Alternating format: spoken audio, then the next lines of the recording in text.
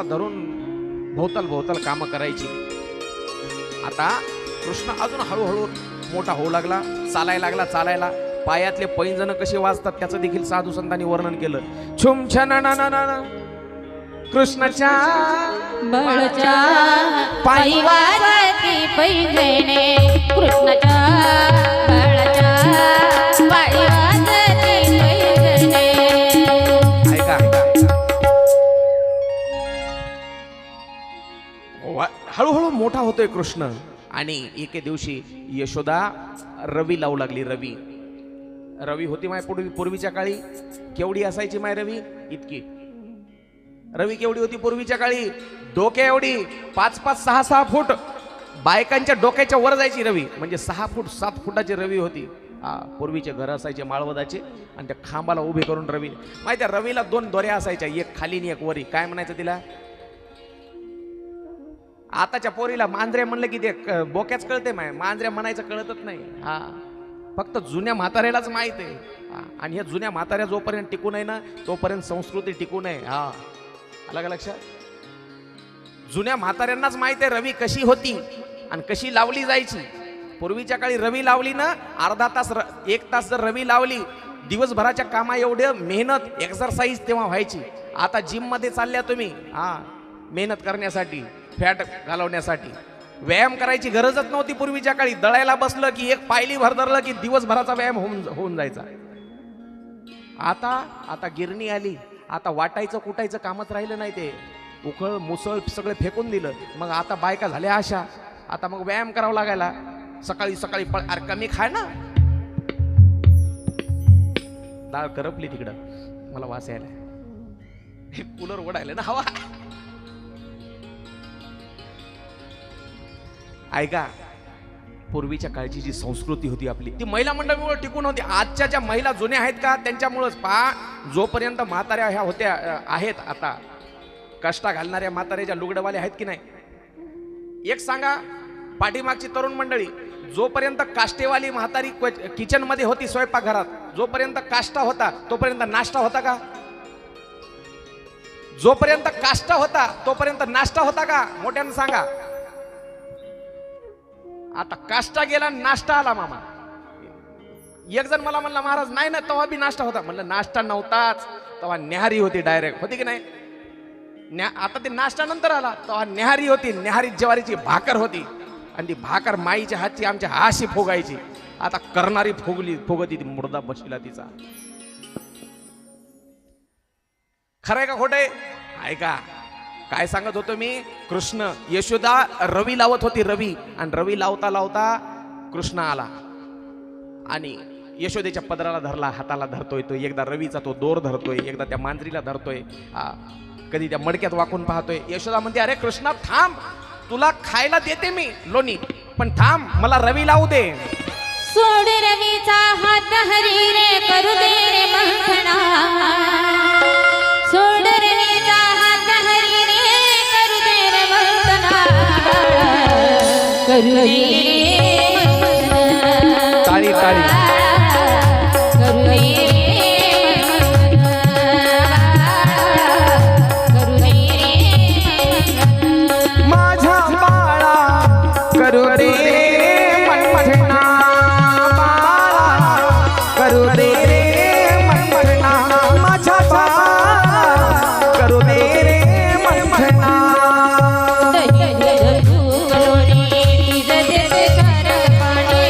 दही दूध तूप लोणी तुझं देते शारद पाणी.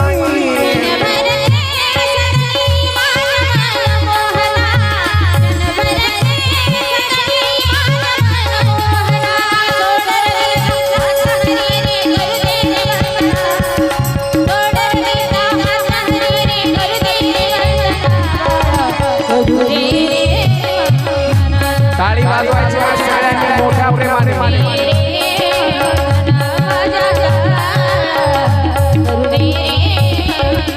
करू दे मनमना.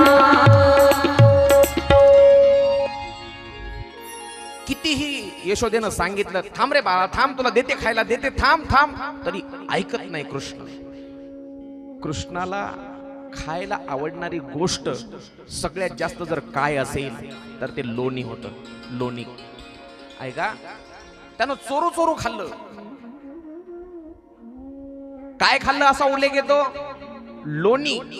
त्यालाच दुसरा एक शब्द आहे त्याच अर्थाचा, नवनीत. नवनीत. नवनीत कशाला म्हणतात?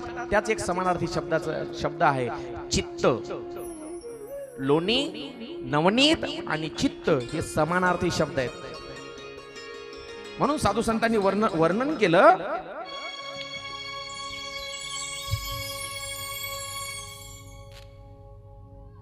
तुका म्हणे गरुड भजे रामा, सावळे रूपडे चोरटे चित्ताचे. सावळे रूपडे चोरटे चित्ताचे. सावळे रूपडे चोरटे चित्ताचे. लोणी किंवा नवनीत किंवा चित्त हे समानार्थी शब्द. गवळणींचं चित्त चोरलं. ऐका, कृष्णाचं पोट भरत नाही आईनं दिलेल्या लोण्यानं. मग तो काय म्हणला, आता उद्या बघतोच म्हणला आई मला पोटभर कस काय देत नाही. त्याला एकच कळालं होतं, लोणी कुठून येते. लोणी कुठून येते आणा, ते अशा या डेऱ्यातून वर येते. त्याला काय कळालं, एवढंच कळालं शामरावदाजी, डेऱ्यातून वर येते लोणी. म्हणला त्या डेऱ्यातच उद्या जाऊन बसतो. यशोदा उठायच्या आधी ते उठलं आणि डेऱ्यात जाऊन लपून बसलं. यशोदेला वाटलं असं अंगणात खेळत असेल कुठं आजूबाजूला. डेऱ्यात जाऊन लपून बसलं. आणि यशोदेनं मग रवी सोडली त्याच्यामध्ये. कशात? डेऱ्यामध्ये. पहिले डेरे बी होते तसेच, घागरी 15-15, 20-20 लिटरच्या घागरी होत्या. आता आलं कळशीवर काम. माणसं कुल्लू मुलू अगरबत्ती छाप झाले. 1 क्विंटलाचं पोट होतं तेव्हा 3 धाराचं. बरोबर आहे तुमच्या काळात. आता 50 किलोचा कट्टा उचल ना, आता 30 किलोवर झाले. पहिले डेरे बी असे मोठाले होते आणि रवी बी मोठाल्या होत्या. त्या डेऱ्यात लपून बसलं पोरग. आणि यशोदेनं रवी लावायला सुरुवात केली. बेजार घामाघूम झाली. लोणीच वर येईना. लोणीच वर येणं गेल्यावर माय काय करता तुम्ही? लोणी वर येणं गेल्यावर पाणी टाकतात. बरोबर, कोणतं टाकायचं? थंडगार फ्रीज मधलं आहे ना. कोणतं पाणी टाकतात? मसडाच राहिले नाही गावात. आता रेडीमेड झाले. मम्मी पप्पा दोघाच्याच गप्पा. बाल्या बाली 10x10ची खोली. डेअरीहून आणायचं बस, ताणच नाही. गरम पाणी टाकतात. तिनं गरम पाणी टाकलं यशोदेनं आणि डेऱ्यामध्ये गरम पाणी टाकलं तरी लोणी वर येईन. परेशान झाली यशोदा, कशामुळे लोणी आज वर येईन. तिनं हात घातला डेऱ्यामध्ये तर त्याचे ते जावळं असे केस आले वर हाताला. जावळं असतात लेकराला, त्याला काय म्हणतो आपण, लेकराच्या लहान लेकराच्या केसाला असे धरले आणि असं त्याला वरी काढलं. किसन्या, अरे मध्ये जाऊन बसला, डोकं फुटत होतं ना तुझं. आई म्हणला मला पोटभर लोणी खायचं होतं, तू देतच नाहीस. रवी लावताना असा आवाज येऊ लागला. त्याचं सुद्धा वर्णन कसा आवाज येत होता. घुम घुम करी ती डेरे घुमती, घुम घुम करी डेरे घुमती.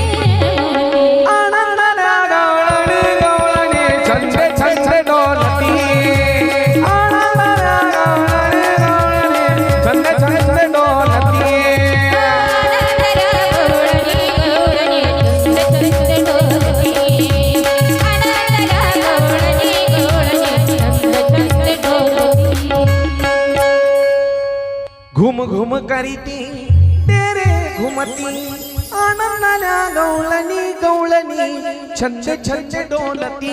आता